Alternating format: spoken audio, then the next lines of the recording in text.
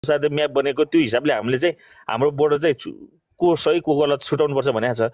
अनि अर्को चाहिँ अर्कोले फेरि आरएन राईले फेरि यो सम्झौता मात्र हो कि यहाँ त इस्यु छ, बोर्डरमा पनि इस्यु छ, लफडा छ, के कुरा हो यो कागज मात्र हुने प्रधानमन्त्री भन्दाखेरि होइन।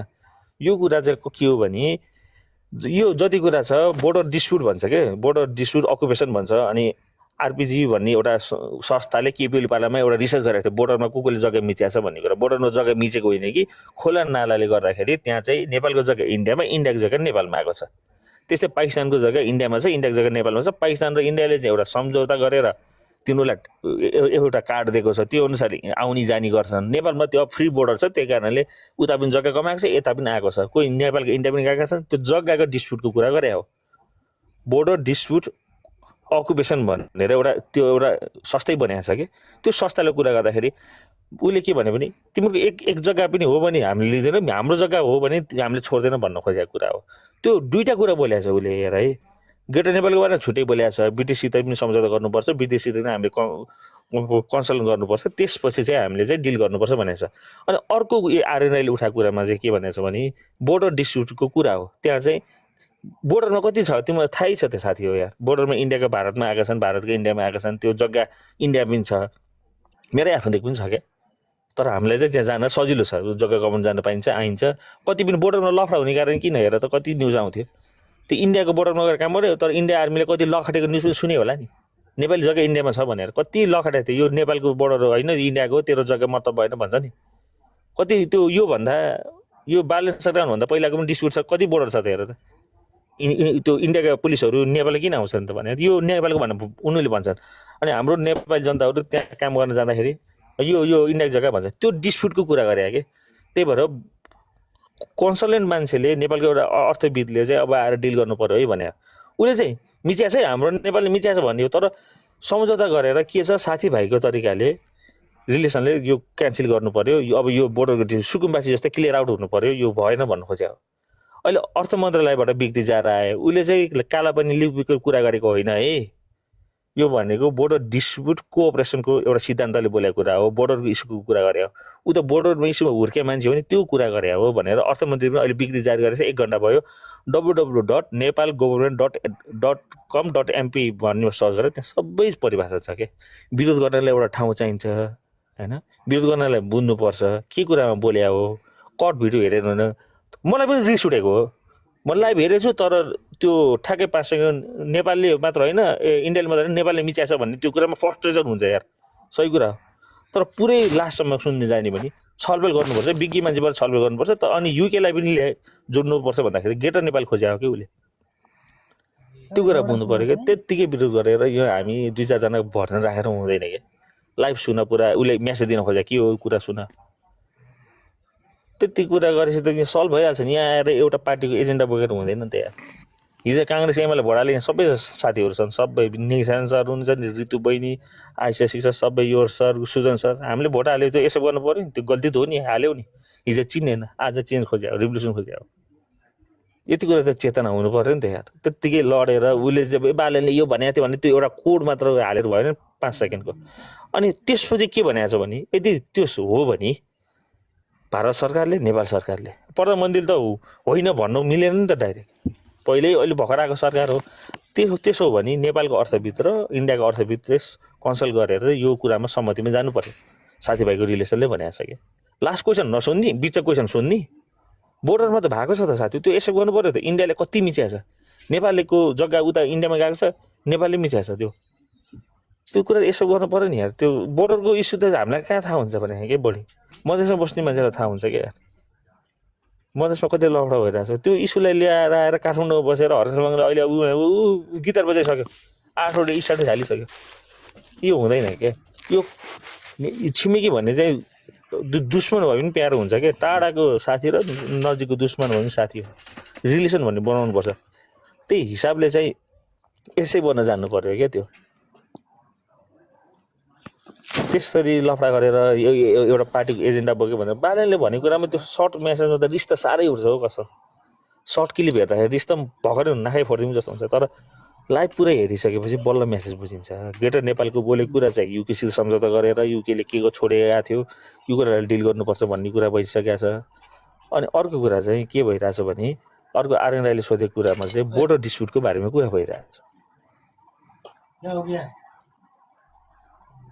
त्यति चाहिँ बुझ्नु पर्यो क्या त्यो टक्क कट भिडियो हेरेर हुँदैन यार फ्रस्ट्रेसन हुन्छ तिमीलाई पनि माया लागेरै करायो मलाई पनि माया लागेरै करायो होइन तर यो इस्यु चाहिँ कान्तिपुरले पनि छापेको कुरा हो कि हेर न अहिले त्यो हर्क सामानको पेजमा हेरेर कमेन्टमा छ कहाँ कान्तिपुरले 5 वर्ष पहिला दुवै तर्फबाट बोर्डरको जग्गा अतिक्रमण भएको छ भनेर रिजल्ट हालेछ मैले पनि हालिदिएको छु यार त्यो कुरा सत्य यसै गरौँ न यार झगडा गरेर हुने होइन कि केपी शर्माको पालामा नै इपिजी रिसर्च भनेर इन्डिया र नेपालले सम्झौता गरेर रिसर्च गरेको थियो पुरै 301 एकड जग्गा चाहिँ इन्डियाले क्याप्चर गरेर 601 समथिङ एकड जग्गा चाहिँ इन्डियाले कब्जा गरेको छ नेपालले फेरि 301 एकड भारतको पर्ने जुन अब सुगोले सन्धि भएको थियो त्यसपछि पर्ने त्यो कब्जा गरेर रहेछ कि कब्जा गरे भन्दाखेरि अब त्यो बोर्डर डिस्प्युटमा मिलेन त्यो एक उनीहरूकै जग्गा हो एक्सेप्ट गर्नुपर्छ हाम्रो पनि हाम्रै जग्गा हो तर सम मिसयुज बोर्डरले गर्दाखेरि ब्रिटिसले नक्सा बनाएको हुनाले त्यो चाहिँ मिसयुज भयो भारतले बढी कब्जा गरेको छ त्यो त कान्तिपुरले 12 भाइले हालेको छ क्या त्यो कुरा अहिले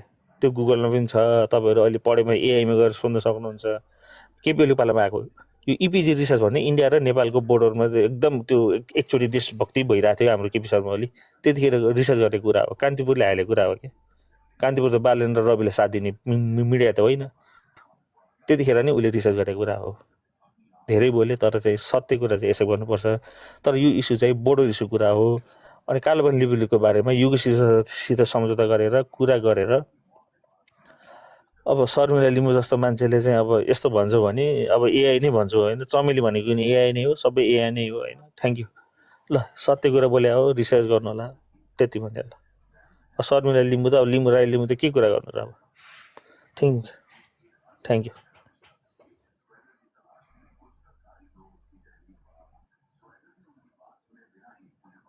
अनि अर्को कुरा नेपाल सरकारको चाहिँ एउटा पेजमा गएर हेर्नु होला त्यो चाहिँ एकचोटि नेपाल सरकार पेजमा गएर हेर्नु होला बोर्डर डिस्प्युट कोअपरेसनको इस्युमा चाहिँ इपिजीले रिसर्च गरेर केपी सरकारको पालामा नै त्यो रिसर्च भइसकेको कुरा चाहिँ अहिले चाहिँ प्रधानमन्त्रीले हेरेपछि बल्ल चाहिँ यो रिजल्ट आएको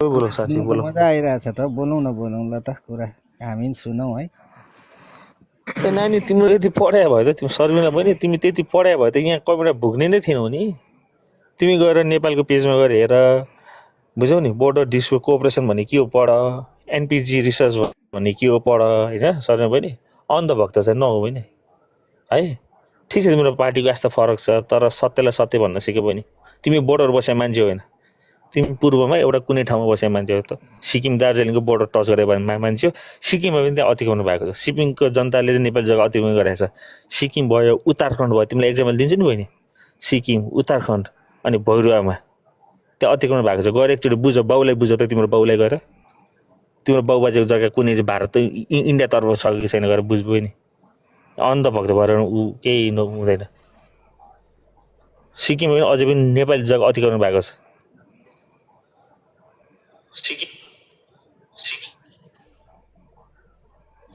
देशको माया त त्यही त केपीओलीले माया थियो त माया गरिरहेको थियो त केपीओलीले बोर्डर डिस्प्युटको बारेको कुरा फरक हो के बहिनी चेतना पढ न तिम्रो पढ्ने ज्ञान छैन बोर्डर डिस्प्युट र सिमानाको बारे फरक कुरा इस्यु हो के बोर्डर डिस्प्युटमा भएको लफडा अहिलेबाट होइन राजादेखि पालादेखिको बोर्डर डिस्प्युट र सिमाना यो अहिले कालोपानी लेबुलेको इस्यु फरक हो बोर्डर डिस्प्युट भन्ने कुरा छुट्टै हो क्या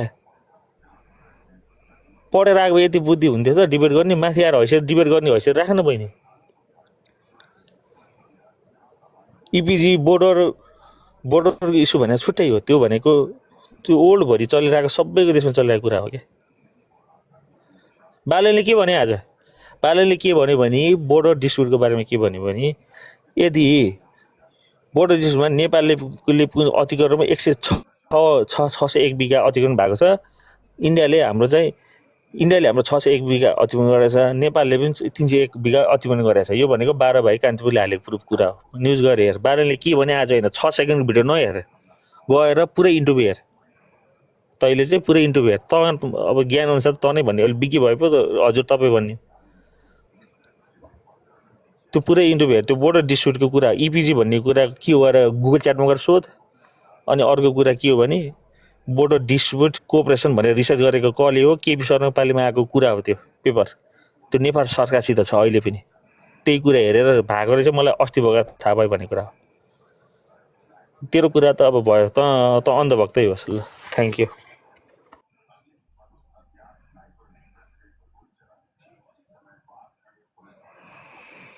बोर्डर डिस्प्युट सीमा विवाद भन्ने ज्ञान केही छैन त्यस्तालाई भुकेर के गर्नु बोर्डर नबसे भए पो थाहा हुन्छ त बोर्डर कुरा मान्छेहरू के ज्ञान दिन्छ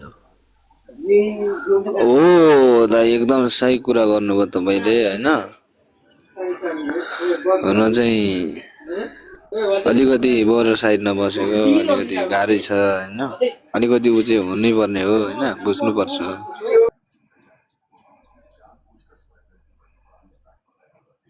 यस्तो छ कि कस्तो छ भने हामीले चाहिँ आज दुईटा इस्यु उठ्यो के प्रधानमन्त्रीको लाइफमा एउटा ग्रेटर नेपालको इस्युमा चाहिँ कालोपानी लिपुको बारेमा उठ्यो त्यसको जवाब के दिनुभएको थियो भने नेपाल र चाइना मात्र राखेर हुँदैन हामीलाई चाहिँ युकेको पनि साथ चाहिन्छ युकेले पनि गरेको इतिहासको साथ चाहिन्छ भनेर युकेलाई पनि सम्मत गराउनुपर्छ भन्नुभएको इस्यु चाहिँ त्यो क्लियर आउट भइसकेको थियो अनि आरएन राईले सोधेको कुरा के थियो भने हाम्रो जग्गा विवादहरू छ बोर्डर इस्युहरू छ टन्नै छ के गर्ने भन्दाखेरि त्यो इपिजी भने बोर्डर इस्युको कुरा थियो अर्को पोइन्ट थियो क्या त्यो अर्को पोइन्टमा कुरा चाहिँ के भन्यो भने त्यो बोर्डरको इस्युमा के भएको छ भारतले पनि अघि त्यो अतिक्रमण गरिरहेछ नेपालले पनि अतिक्रमण भइरहेछ जग्गा एक अर्काको चाहिँ वारी र पारी भइरहेछ भन्ने कुरा चाहिँ भएको थियो